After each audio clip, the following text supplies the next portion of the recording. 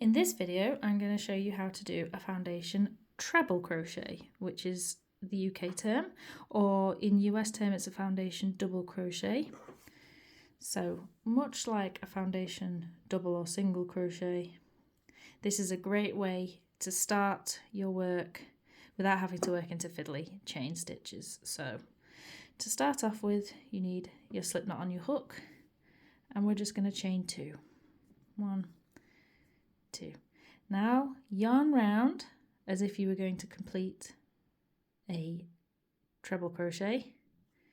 Insert from front to back your hook into the first chain you did.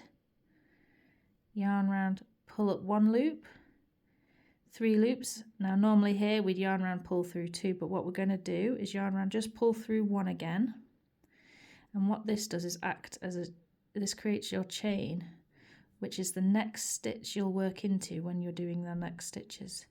And now we finish our treble crochet as we would normally. So yarn round, pull through 2, yarn round, pull through 2. Okay, now if we go down to the bottom of the stitch, if I hold it closer here, can you see this V here? That's the chain we did before. So we're going to insert our hook, we're going to yarn round and insert our hook through that chain, through both loops, yarn round, pull up 1, same again, yarn round, pull through just 1, yarn round, through 2, through 2, and here can you see it's starting to grow. So same again, follow the stitch down, and here can you see the little V? So yarn round, hook through both loops. There we go, a bit tricky to see there. Both loops. Yarn round, pull up 1. Yarn round, pull up 1. Then 2 and 2. And I'll just do a couple more to show off there. So under 2 loops there, up 1,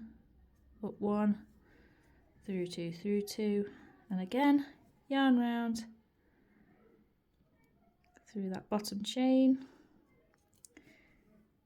up 1, and 1, and 1. And there you have your foundation treble crochet without having to work into a chain.